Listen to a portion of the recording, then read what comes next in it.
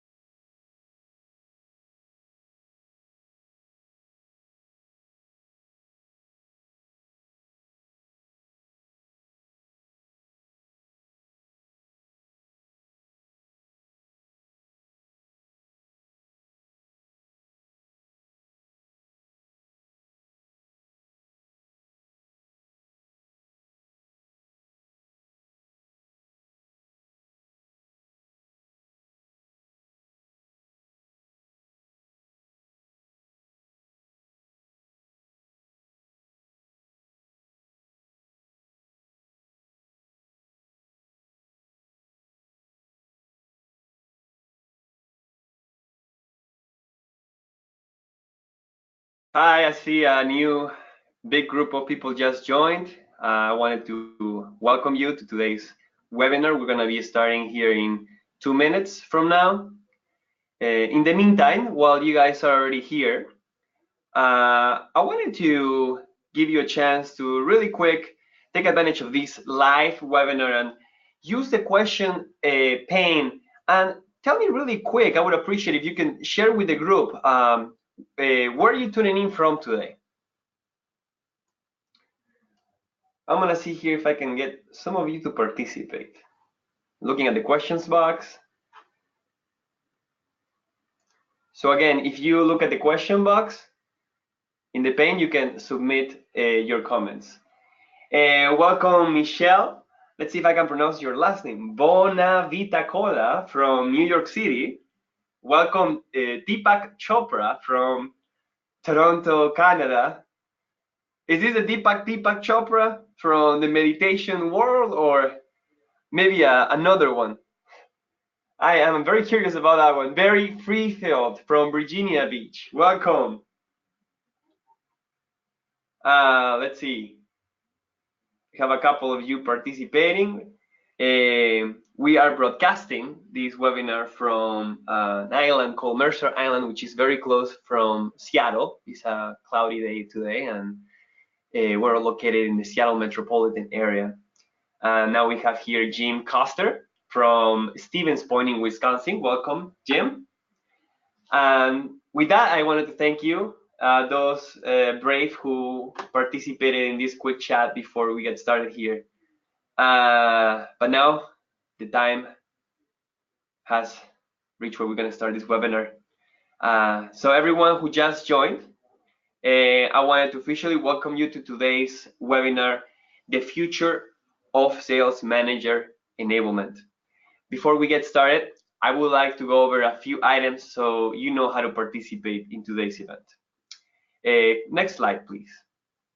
You should see something that looks like the screenshot on this slide on your computer in the upper right corner. You're listening in using your computer speakers using system by default. If you would prefer to join over the phone, just select telephone in the audio pane and the dial-in information will be displayed. You have the opportunity to submit text questions and comments by typing them into the question pane of the control panel, similarly to those who participated in the welcome chat. We'll address questions in a moment or at the end of the session. These live interactive webinars work because of you and because of all the other people who are part of it. There are two rules that will help you make the most of this event. Number one, be generous. Every time there is a new chat, question, or poll, chime in. Not because you're an expert or because you're smarter than everyone, but because you're generous. Rule number two, go first. If you're nervous and would prefer to follow, don't. Try it out, put it out there for the rest of us. Finally, yes, we are recording this webinar and we will be sending you a copy in a follow-up email. Now, I would like to introduce our presenters. If I can have you guys turn your cameras on, and I'm gonna turn mine off to give you some space. We have Ray Makela, CEO of the Sales Readiness Group on your left, and our special guest, Haley Katsman, VP of Growth and Account Development at Highspot, an industry-leading sales enablement company. Welcome, Ray, and Haley, welcome. Well, great. Thanks, Alonso. Thanks for getting us kicked off, and really excited to be here with Haley and talking about a topic that's near and dear to our hearts, both of us, and coming from a little bit different perspectives, but that of enabling our frontline managers to be more successful. So, Haley, welcome. Really appreciate you taking the time to be with us today. And I'm really thrilled with our agenda and the way it's come together, because we have a lot of really meaty topics to jump into. Maybe just to start, Haley, I could have you just share a little bit about your role as VP of Growth and Strategic Account Management at Highspot, a little bit about what you're doing, how you come to this topic today, and maybe a little bit about Highspot, and then we'll jump into our topic. Yeah, absolutely. Thanks so much, Ray. Really excited to be here and to talk about enabling sales managers today. My role at Highspot is the Vice President of Growth and Account Development. I lead two teams here internally. Our growth team is our enablement and operations team internally, and we support all of our go-to-market teams. So marketing, account development, sales, services, all customer-facing teams. And then the account development team that I lead, it might be synonymous with what many of you have, heard of or know as sales development. Although we take a little bit of a different approach here at Highspot. Some key differentiators: we blend inbound and outbound. We have an account-based model, and I think the biggest thing, and really why I'm excited to be here today, is that we really look at our account development team as our people engine within our organization, and so we bring in young, high-talent individuals and really focus on investing in their, knowledge and training and development within the organization, so that they grow into sales managers or into AEs or into our enablement and operations team or even into services. And it has really powered a lot of Highspot's growth. We are a sales enablement company ourselves, which is really exciting. And we have had double growth from revenue and from a headcount perspective year over year. So it's very exciting to be part of the conversation on how do we enable those frontline managers to continue to propel that growth. Yeah, absolutely. And I think what's really exciting about this combination is, coming from a sales and sales management training perspective at Sales Readiness Group, we're dealing with a lot of the same issues of growing our sales team, growing our sales managers, and helping our clients with some of those same issues with our sales management curriculum. So I know you and I have talked over the years about just how important that is. Just select the right team on board initially, and select those who are essentially capable and have the wherewithal really to make that transition. But we need to support them. We need to enable them to be good sales managers, especially with companies like Highspot, growing as quickly as you are. So there's a lot wrapped up into this today. Again, I'm Ray Makela, Managing Director and CEO of Sales Readiness Group. And Haley and I are just going to take us through a little bit of a journey here and talk about this topic from a couple of different directions. So Haley, I'm going to suggest we go ahead and turn off our webcams at this point, just to save a little bit of real estate on the screen there, and we'll jump into the slides. So we're really going to break this down into three key areas. What we want to do is first talk about, what's evolving with sales managers. Why is that such a critical and important role? And, how is that maybe different today that it's been even a few years ago? And I know, Haley, Highspot's done some research in this area, and you're going to speak to that a little bit about, what's going on there, what's changing.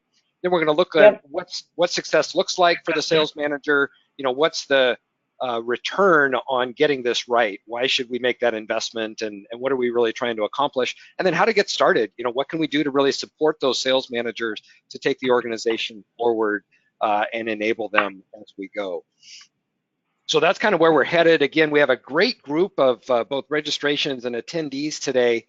So I appreciate everybody tuning in from wherever you are joining us, and we will make the recording available and send follow-up information after this. If anyone has any questions, as Alonzo mentioned, please feel free to add your questions in as we go along. We'll try to either cover those in the moment or at the end. And then we have a couple of interactions, polls and chats throughout. So when we get to that, I'll direct you to either the polling section or the question box to type those in.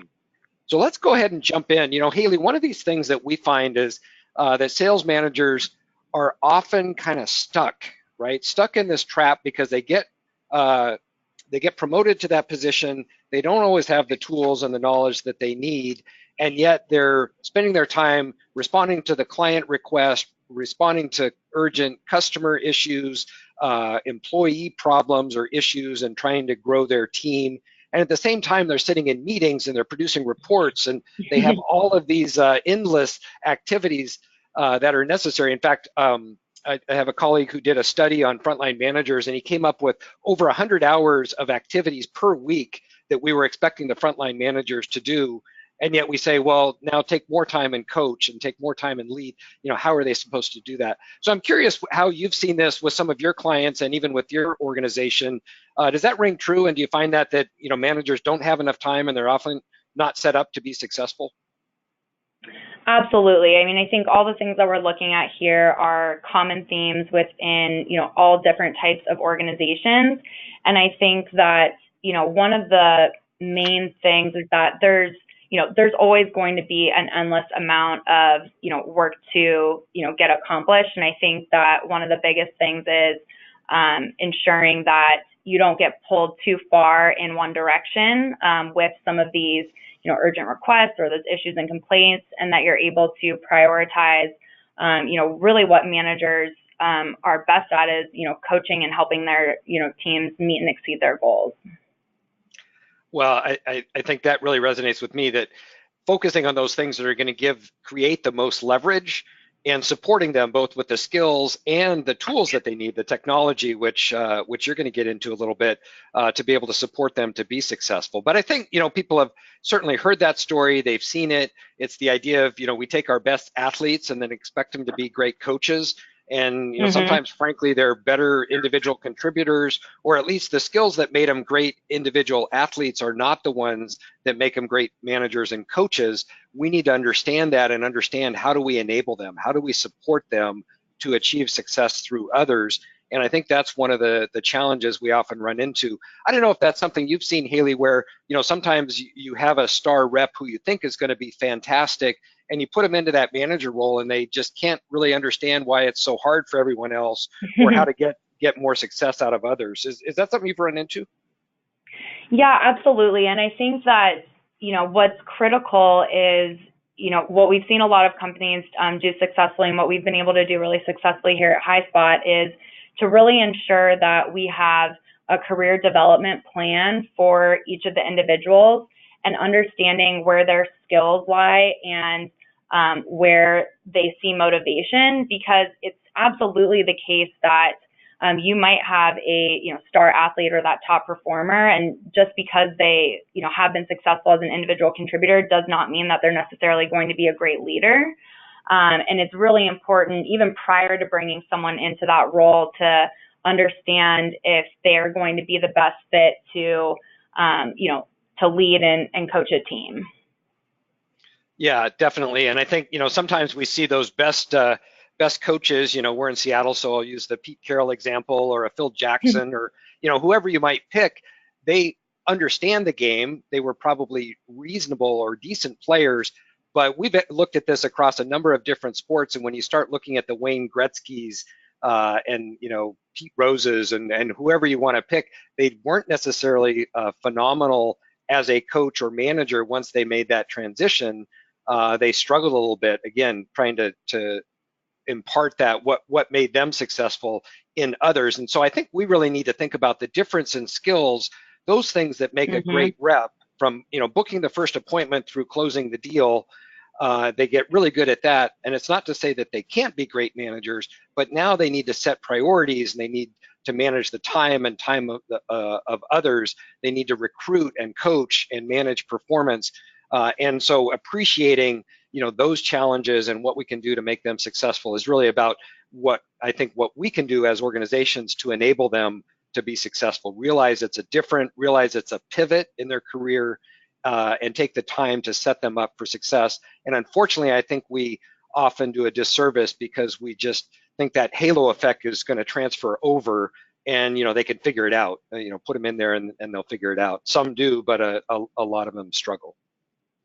Absolutely. I think, the column that we're looking here on the right is, I think, the big area that we see with a lot of organizations where there's an opportunity to, provide managers with the skills and tools for the areas that are in this right column, because a lot of organizations have already made it that priority to enable their frontline, reps, and a lot of the things that we're seeing over here on the left. But as an example, one of these we're looking at maybe product knowledge.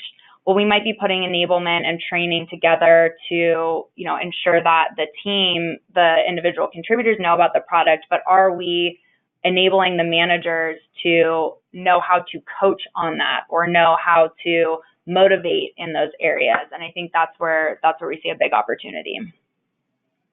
Absolutely. So let's talk a little bit about that. And, I want to get some input from our group today. So we're going to kick things off. I'm going to open up a poll here, and I'd just be interested to hear from the audience. When we think about sales management, if we think about, yes, it's important, we all get it, but what's getting in the way? What are some of those factors that are challenging related to that? So I'm going to go ahead and open up this poll. I'm going to launch this, and you should see it on your screen. And go ahead, if you would, and select what do you think is the biggest thing that's getting in the way. And Haley, just confirming, are you seeing that poll show up on your screen there? I am. Okay, great. Yeah, and we're seeing actually the responses come in here. Looks like we've got some pretty good splits. I'll publish these here in a second. We'll give you about a minute or so to respond. But it's really good to get the input from the group. Haley, I'm curious what you would say, either in your organization or what you've seen. What do you think are going to be some of the top responses here on what's getting in the way of sales management excellence? Yeah, I'm really interested to see what some of the responses are here. We actually pretty recently partnered with Sales Enablement Pro to conduct a survey on some of the top challenges and top priorities for sales leaders. And some of the top ones that came up as challenges were around coaching on competitive pressures, ensuring time to first sale, and around hiring great talent. And so, I would anticipate that, aligning with some of the answers that we have here, I would probably say that, too many priorities, probably not trained how to manage and coach, don't have time, might be some of the key themes. Yeah, definitely. Well, so really interesting to get your perspective and from your research as well. I'm going to go ahead and close this now and share the results. And so what's interesting, and I think you nailed it, with some of those key priorities you identified in your research, the not trained how to manage and coach is at the top of the list. And you're seeing those results there?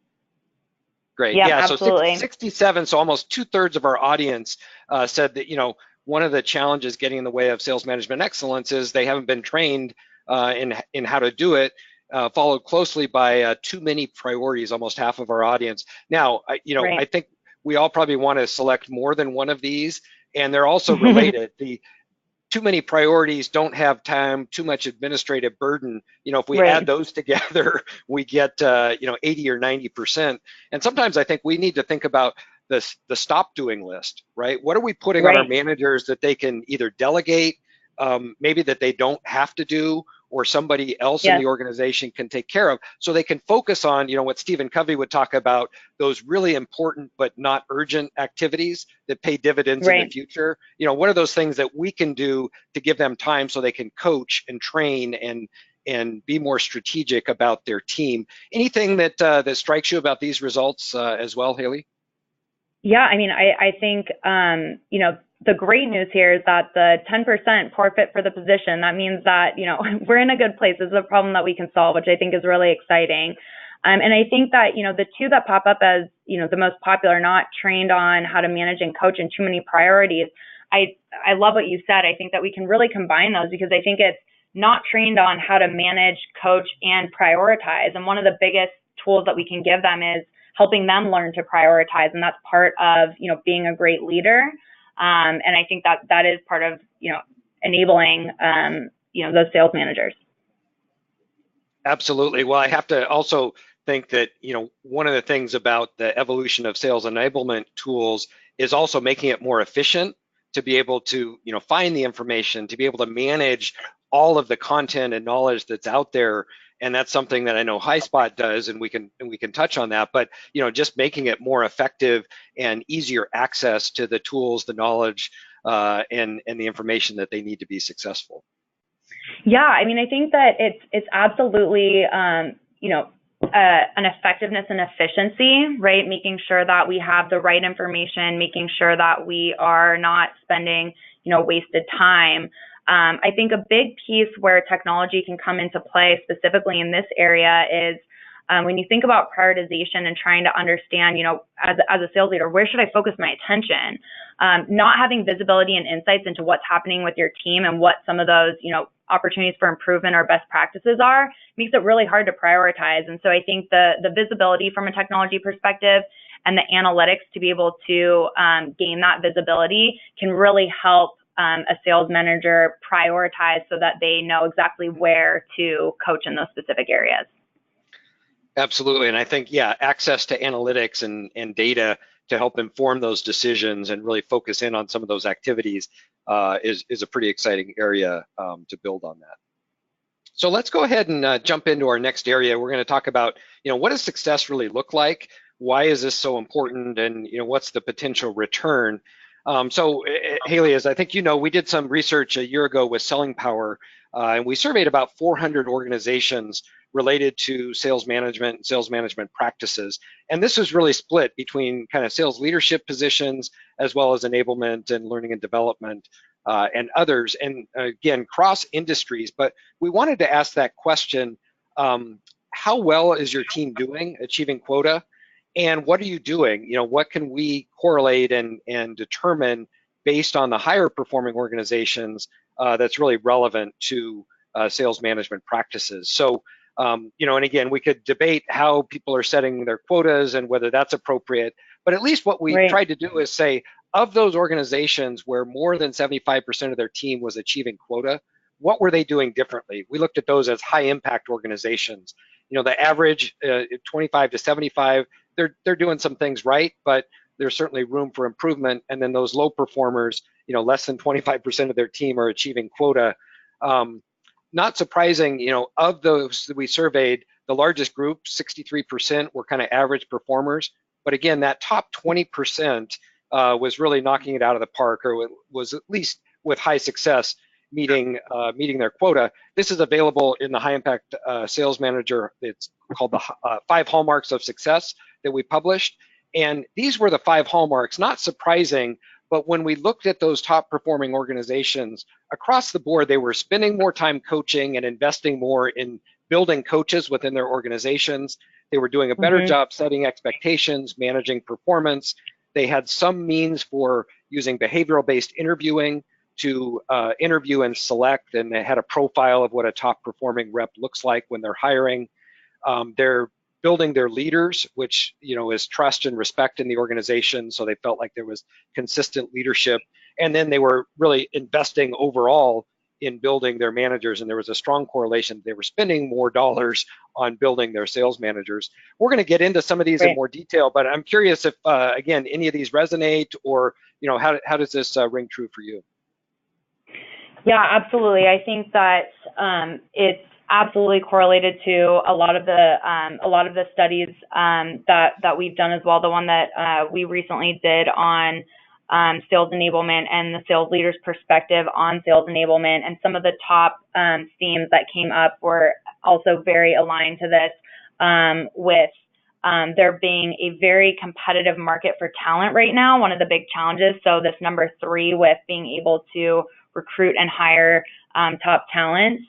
The coaching element, absolutely key, because one of the big challenges that we saw is, that buyers are changing and how they, go through that journey and how they like to engage with a salesperson.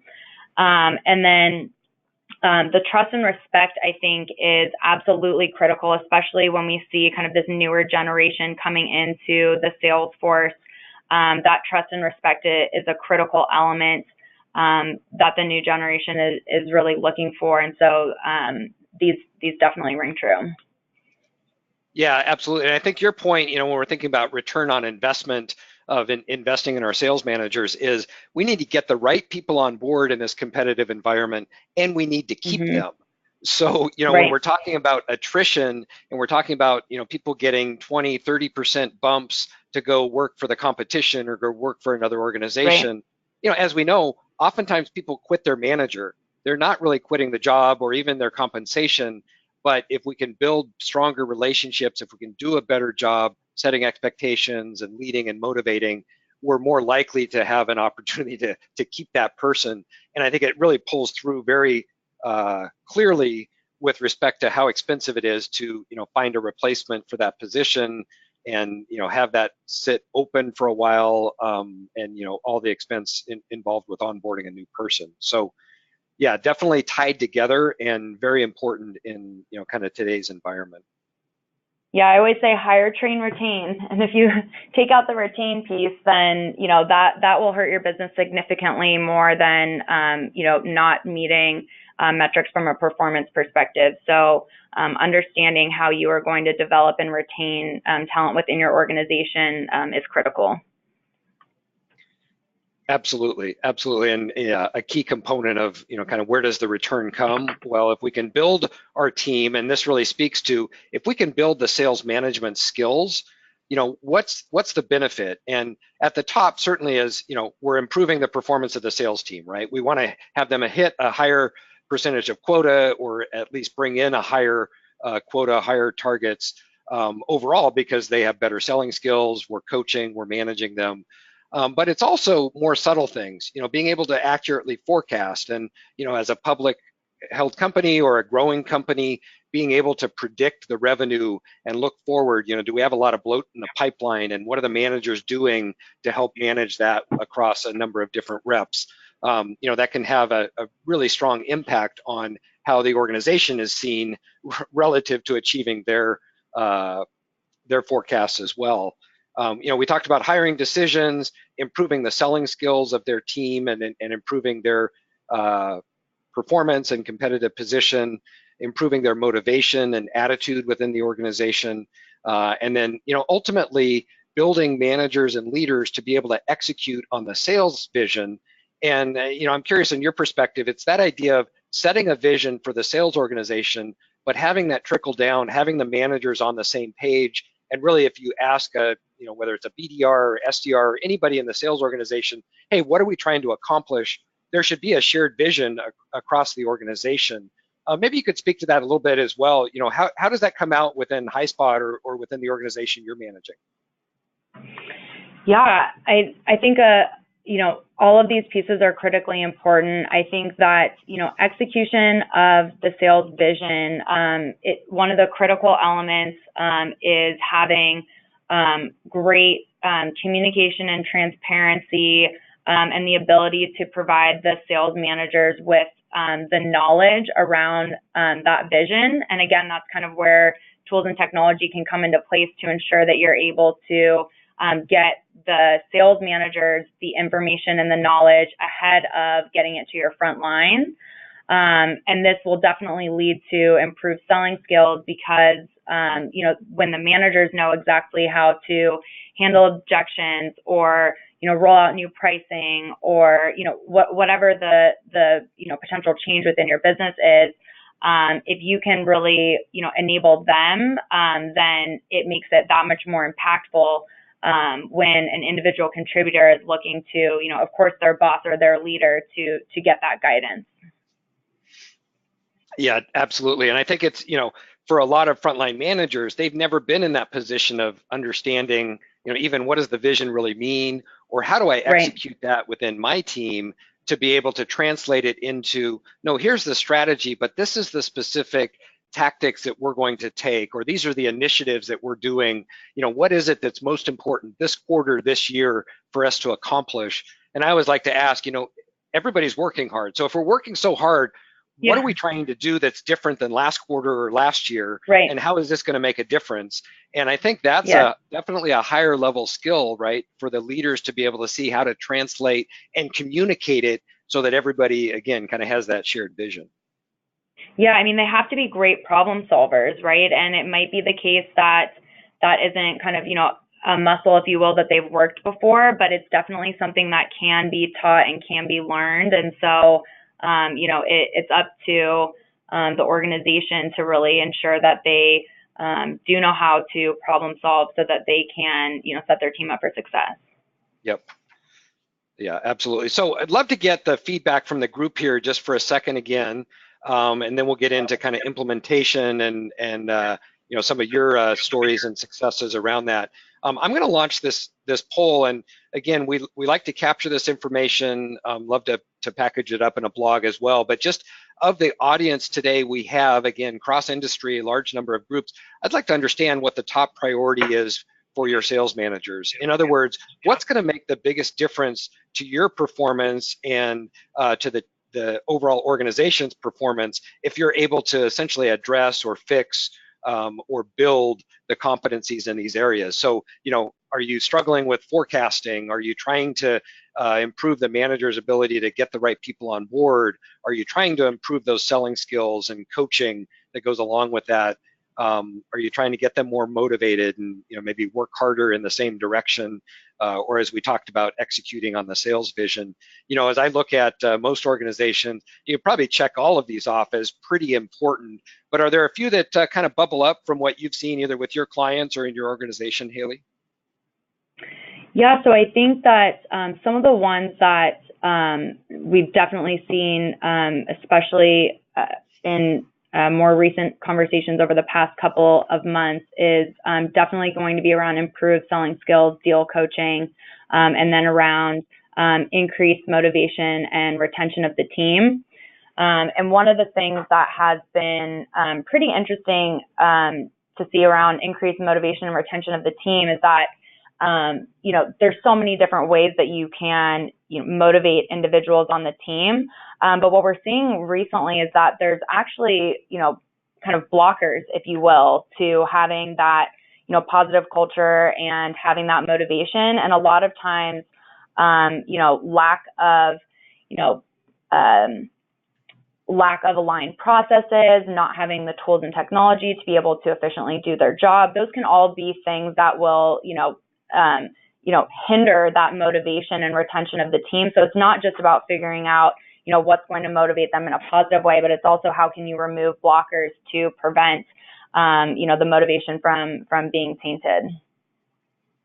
Yeah, absolutely. Well, once again, you have the finger on the pulse of the group here. I'm going to go ahead and close this and share the results. And I think your first two were right aligned. In fact, about 60% of our audience said it's either improving selling skills and coaching or increasing the motivation and retention. I think if we do those things, we feel pretty good. A smaller percentage said, yeah, we need to address the forecasting and accuracy, or we need to execute on the sales vision. Or it's interesting that making better hiring decisions, both on the managers and for the reps, is not seen as a huge problem. It's what do we do with those folks once we get them on board, right? Yeah, it's really interesting. I mean, I think one kind of hypothesis how we're seeing this is it's maybe not around the hiring decisions, but maybe it's about building the pipeline of talent, and then just like you said, ensuring that we are enabling and developing them, once they are in the organization, which is why. If you have some of that issue from a talent pipeline perspective, that was one of the main reasons that we've, internally taken this approach to, really promoting from within and developing people within our organization, because then you don't have to rely as heavily on, this talent pipeline within many areas of your business. You can really, grow those individuals from within. Yep, absolutely. So yeah, interesting. And again, thanks everyone for participating.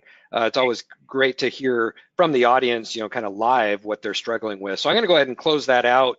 And then let's get into kind of the execution here. So we talked a little bit about, the challenges and what's changing with sales managers, why this is such a difficult position, what success looks like, some of those areas we can focus on, and why we should do that. And then, what do we do? So how do we really move forward and get started to support the sales managers, and what some of the components are related to that? So we tried to break this down, and certainly there are a ton of things that we could have the sales managers do, and they have their daily job, all those activities, that 100 hours plus, right, of things. But when we looked at what's the role within sales enablement, in other words, what can the manager do to really support the overall performance? We looked at these 4 aspects, and we wanted to really chat about this as well, because I think we both have some good lessons and stories to share. What can the manager do to support the sales process? What are they doing supporting the training that's being invested and rolled out within the reps? So, we'll talk about before, during, and after. What's the manager's role? How are they involved in coaching, both skills and deals? And are we building those skills? And then what's the manager's role in technology and tools? So everything from Salesforce adoption to the host of other applications that are being piled onto the sales stack, if you will. And now the manager has to support the adoption and implementation of those tools as well. So we're going to kind of break each of these down as we go. Let's start with this idea of sales process. And within our training, we talk about this idea of the process alignment model. So oftentimes, we'll focus on what are the stages in the sales process, what's the methodology, from the first call through closing that deal. And we get very myopic in terms of what the salesperson does, as opposed to what the customer's doing in that process. Where are they in their purchase process? And are we really following their journey as they go from just being open to a new idea through actually making a decision and signing an agreement or writing a check? So Haley, I know you've done some work with Highspot of evaluating where deals are, what support information can you provide. Maybe you can speak a little bit to how Highspot supports that and what you've seen with some of your customers of really helping with that process alignment and helping support the manager and the reps through that journey. Yeah, absolutely. So I think that, this is definitely kind of like a passion area, if you will, on, aligning, the buyer's perspective or this purchase process with the sales process, and not being solely focused on, just the sales stages. I think a big driver of this is, I'm sure many people on the call here have heard or know that, there's multiple different individuals or stakeholders that are taking place within a, purchase. And it's not always the case that, let's just say that you have, on average 6 to 8 people that you have to, get that buy-in with to be able to win that deal. It's not always the case that they might be in the same, same part of the journey or same part of that purchase process.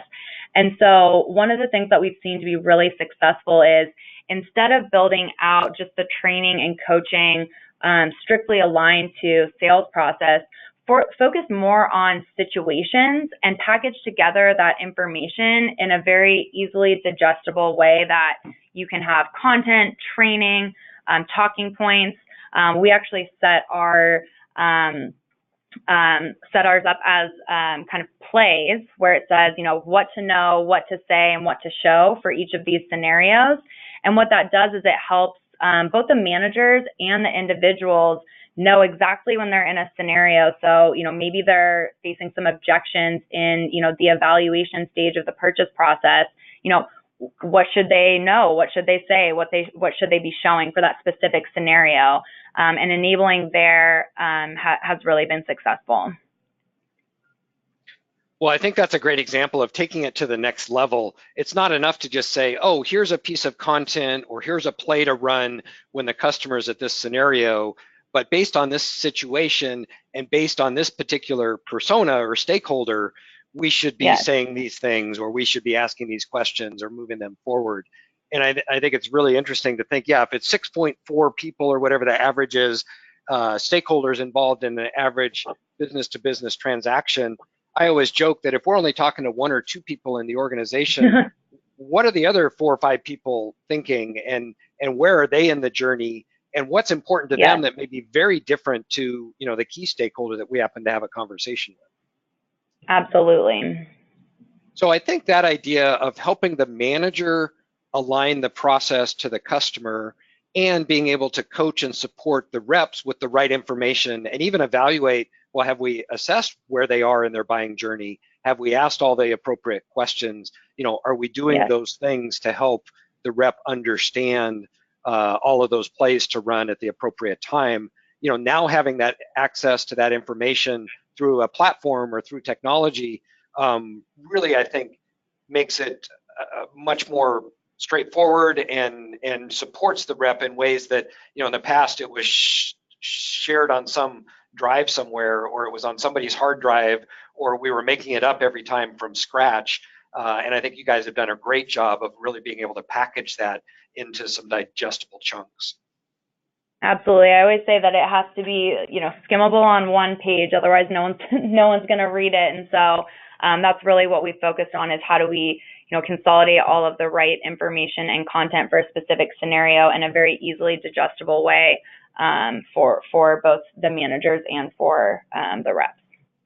No, that's great. No, one other point I'll make on this, I think, is as we start looking at analytics and better data on top of this, we can really assess where deals are stalling, you know, where things are breaking down, where even individual reps are getting tripped up. And now that's a wealth of information for the manager to be able to say, oh, I should be helping, or let's go in and do some more discovery here because we tend to be stalling out, or the deals tend to die, you know, when they get to this point. So what can we do to provide the content and the tools to move those forward?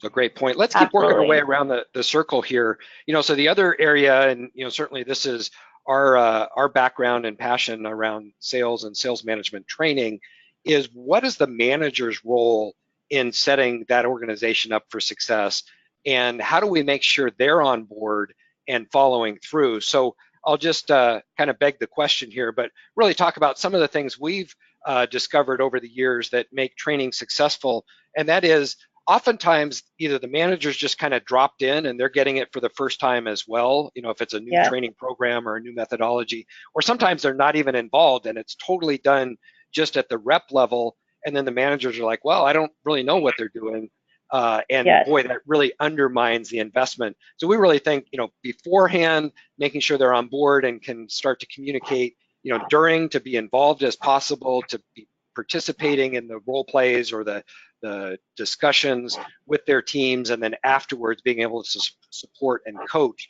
Maybe you could share a few stories of, you know, how you've seen that come to life and how you're enabling that with Highspot as well. Yeah, absolutely. I think it's probably one of the biggest mistakes that organizations make is by rolling out training to the managers at the same time, or like you said, maybe not even including them in that training to their individual contributors. And so, you know, what we have done here that has been extremely successful is we really have put in a process in place that, you know, for our enablement team, we always have 3 subject matter experts in order to roll out any training, any new process. Maybe it's an event, a new piece of content, you know, whatever it is.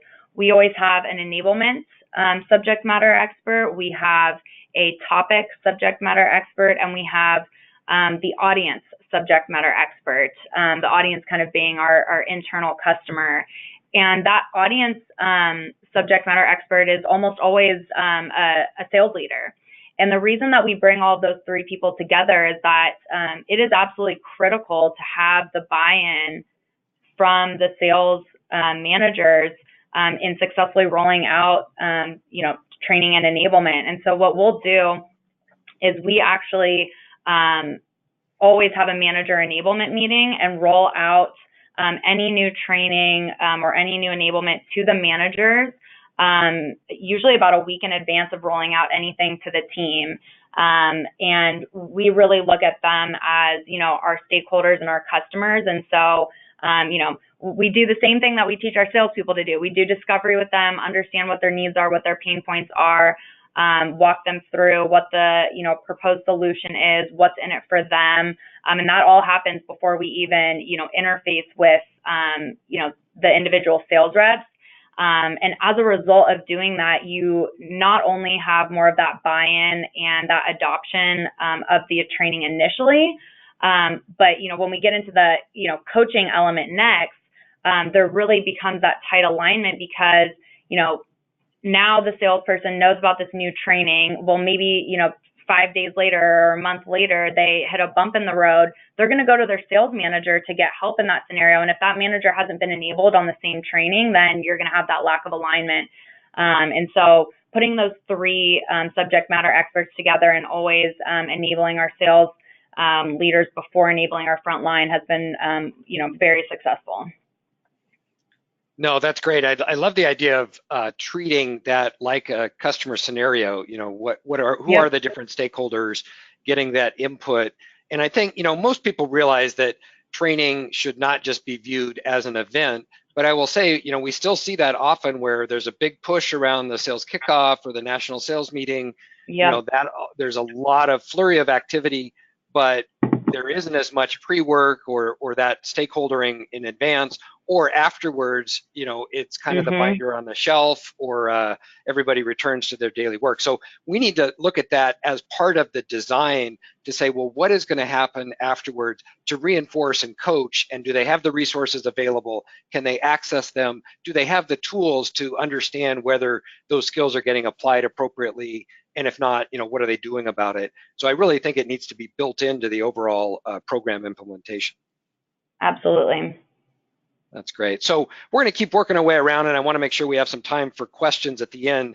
Another key component that we think supporting the managers and having them support the organization is coaching. And we've already touched on it in the other two areas, but it really stands on its own. That are the managers enabled with the right skills, and are they able to execute on coaching? One of the things we saw in our research report was those high-performing organizations tended to spend more time coaching. When we asked, were they spending at least a minimum of 20% of their time, and we would suggest it should be 40% or more really of their time coaching, but at least on a minimum, 65% of those high-impact organizations were dedicating that amount of time, and they were also twice as likely to spend time coaching or going through a coaching training program as the others. So we found that making the investment in building coaches was really important to their success. When we look at that, oftentimes coaching is really just about the kind of coaching conversation or that coaching model. And we really want to back it up and start with the idea of what is coaching? How is it different from managing? And how do we develop that coaching mindset of asking great questions and actively listening and assuming the best intentions until they prove us otherwise? So really changing the nature of that, and then we can go through the rest. But I'm curious, what you've done and seen around building great coaches within the organization. What's been successful in your case?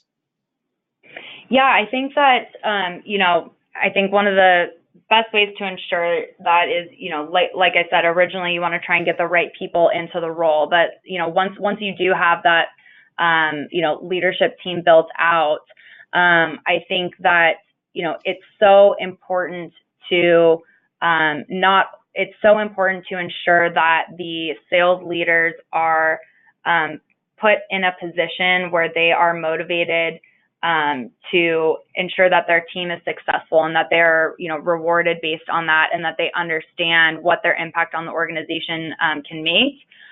Because I think what we see a lot of times is like that mindset is when they just have, someone breathing down their neck, or, constantly, just giving them numbers. That's where they can kind of get into more of that managing mindset. And I think when we can really enable our sales managers to understand the why it's important to coach and what the impact is going to be of that coaching mindset, that's where they actually get in and have, a lot more fun. It's a lot more fun to coach than it is to manage. And if the person doesn't think so, you might not have the person in the best fit for the role. So I think that, the mindset is absolutely key. being able to analyze, a big part is giving them the visibility and the tools to identify what are best practices, what are worst practices, and where are there opportunities within your team. If they don't have that, then they're kind of driving blind. And so that's where a big piece of technology can come in. Preparing for a one-on-one, like, do you know where the potential, issues are with that individual and how to really problem solve to, help them fix that. So I definitely think that, having the right mindset and being able to have, the data and the visibility to identify those best practices can, help to be that great coach, what we're seeing here in the far right column. Yep, absolutely. And, a number of things, and we'll get back to it here shortly, but the idea of the what's in it for me, right, as a manager, why should I care about this? What's the potential payoff? And what's the expectation? And I think we'll talk about that shortly, but I think that gets missed as we say, oh, everybody should coach. It's a great thing to do, but we don't really make that easy or clear in terms of what does good coaching look like, or how are we going to know if it's happening? So what I'd love to do, just the last interaction from the group here, is to really get some input from them on what gets in the way. If we think that coaching is valuable, if we think it's something we should be doing, what gets in the way within your organization of a good coaching program? So if you would, just chat into the question box, so you can use the question just as a chat. I'll go ahead and open that up. And love to get some thoughts from everybody's perspective on what are some of the things that are getting in the way of executing more coaching. So we'll give folks just a few minutes here to respond as we talk about this. I think we run into the whole gamut. We see people that just really aren't set up for success. They say that it's important, but then we've got 100 hours of other activities for the managers to do. Or oftentimes they don't really know how to do it, and so we say they should coach, but we don't create a framework for that. So I'm curious if you have any other thoughts. We are getting some responses here, but what do you see within maybe some of your client organizations that gets in the way of good coaching? I think that some of the main things that will get in the way of great coaching, definitely the lack of visibility into where the biggest coaching opportunities for the team are. I think that lack of clear communication can also get into the way, as well as lack of prioritization or time, and it just kind of gets put on the back burner. And so I think that if the executive leadership team isn't really bought into making that a priority and they're pushing other, issues or initiatives or projects, then it can easily become the case that coaching gets put on the back burner. So I think that, executive buy-in is critical. Well, I think that's super important, and it's interesting reading some of the responses. Definitely a consistent theme. So Jennifer mentions money in the budget to allocate to the coaching program and senior leaders not bought in. Diane mentions getting executive buy-in and budget. So pretty common theme here. And also Jim mentioned making a lasting commitment to developing and executing the program. So, I think it's not that it's not important, or, that sales enablement and maybe training resources aren't dedicated, but there are so many other challenges. Melinda mentions not understanding the real challenge, so they're focused on other things. Anticipated ROI of training enablement for sales managers. So Diane mentioned that. So, maybe we're not really seeing what the point is. And Jim adds, again, it's from the top down. So I think there's definitely a common theme from our group here that, it's organizational, that maybe we say it's important, but we're not getting as much support. I mean, I'll add a story. I know that some of our most successful coaching engagements where we've implemented a coaching program, we've really tried to engage the leaders early on, back to that before, during, and after, and have the conversation to say, no, this is what's going to help instill success. And would you be willing to kick off the program? Would you be willing to cut a video to talk about this?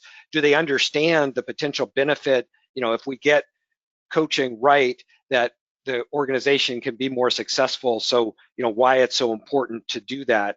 And it's hard. I mean, I get it that if the leadership isn't bought in, it's going to be an uphill climb. But I think we have to sell it a little bit, and I think we have to really ask/demand to have that sponsorship for it to be successful. I don't know if you've seen that with some of your clients as well, but obviously, great sponsorship, cures a number of other challenges down the road. Yeah, I mean, that great sponsorship and, like you were saying, kind of, demanding that and, championing it internally is critically important. And I think, the great news for, a lot of the people out there on the call is that, now with technology and the ability to pull data to make that case, we're seeing with a lot of our customers, with a lot of our clients, that they are able to make that case to their executive team because they're able to provide them with the data and with the visibility to make a case for why there is such a need for that within the organization. And so I think that is, newer with a lot of the advancements in technology. And so, it's exciting to see a lot of the more modern and forward-thinking companies really have success getting their executive team bought into the critical need of coaching. Yeah, I think it really starts there, and it's interesting. We've looked at this pretty closely with a number of our clients, and not surprising, starting with executive sponsorship. We think is the key success factor. So making sure they understand, we show them this graphic and have the discussion about this is going to set us up for success. Are we willing to sign up? I'll share a story. I mean, one of the most successful global coaching programs we rolled out across hundreds of sales managers, the CEO sat in on the kickoff session, and he said, I'm so excited about this program. I want to see your coaching plans, and I want to hear the stories out in the field of how it's going. And guess what? We're going to track these and keep track, right? So what happened? It got executed, right? People saw that it was important, and it didn't take a huge sales enablement platform, I'll say, to do this. At the time, they were collecting forms and having people, just make sure there was evidence that coaching was happening. But now we have tools and technology to really make that much more seamless and to be able to manage that, integrating it into Salesforce and other sales enablement tools. But I think it really does start with that messaging from the sponsors. Yeah, and I mean, I can think of, a client that we worked with. I mean, that third bullet point under executive sponsorship, tying to business vision and goals, is so important, and that's really how you not only get that initial buy-in, but then how you show that success. One of our clients that we worked with was really able to show, after rolling out a series of different sales plays, they were, able to see, an increase in win rates and a decrease in closed loss rates to some of their competition. One of the main business goals for the organization was to, win market share and increase win rates. And so being able to correlate those together, I think a quote from, I think it was their, VP of sales said, enablement is the lifeblood of our organization. It's absolutely critical. But, if you would have asked that same person, before getting their buy-in and, walking them through that process, they probably just didn't, have a lot of visibility into, why it is important. So being able to tie to business goals and show that impact is really important. Yeah, absolutely. Yeah. And starting with motivation, which was the point you made initially, making sure we've developed the skills, through training and support of those managers, providing the tools and the skills they need. And then, the accountability piece, is there an expectation for how it's going to happen? And is there some evidence that it's happening? And are we tracking and following up, back to the what gets measured gets managed? Are we able to really see that it's happening? And we can now correlate results of better coaching. Let's look at those teams and find out that they're actually improving, their quota attainment, or they're shortening cycle time, or improving win rates, whatever those key skills that we're focused on. So absolutely.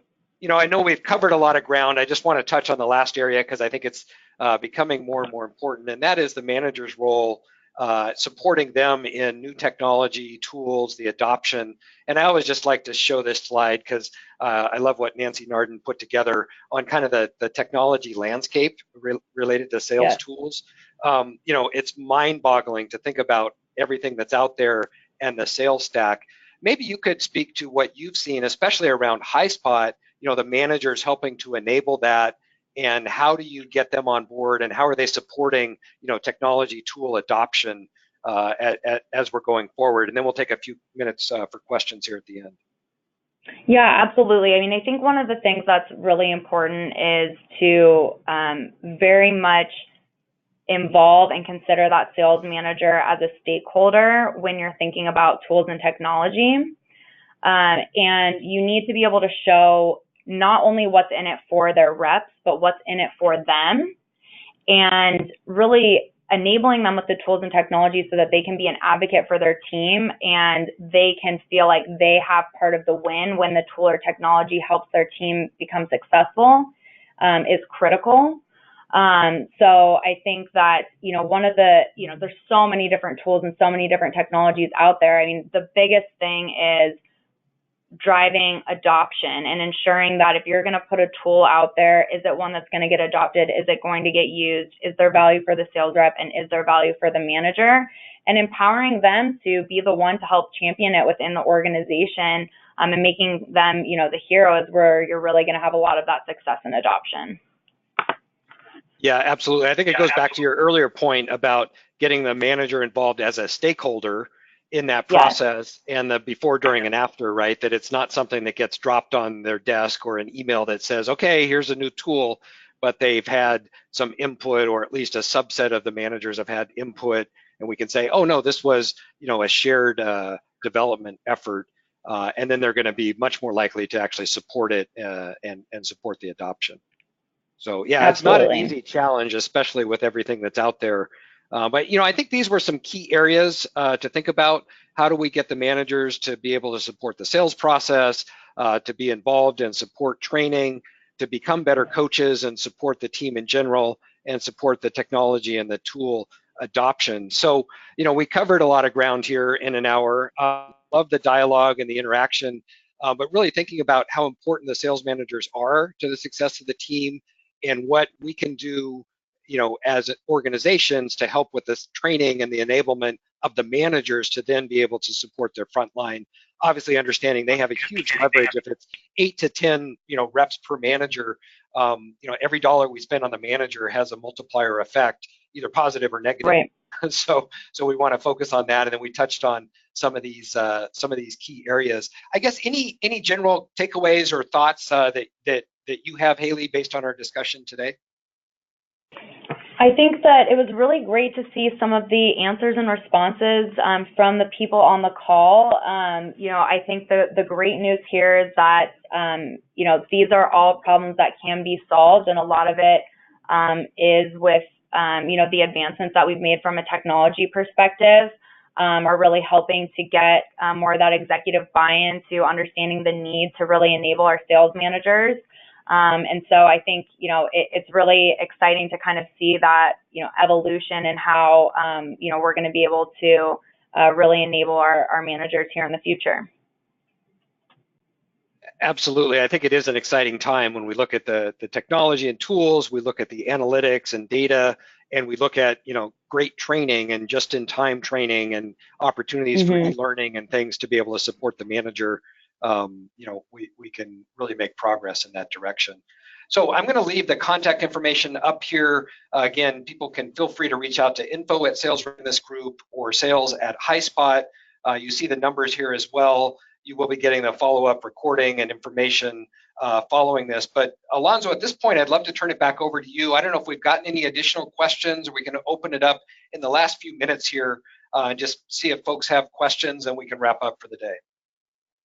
Thank you, Ray. You don't see my webcam right now, but I'm smiling here. What a great webinar, Ray and Haley. I appreciate the great presentation. I don't see any questions coming in, but it is the top of the hour. And if anyone has a question popping up, maybe too late, it's never too late. You can always contact us.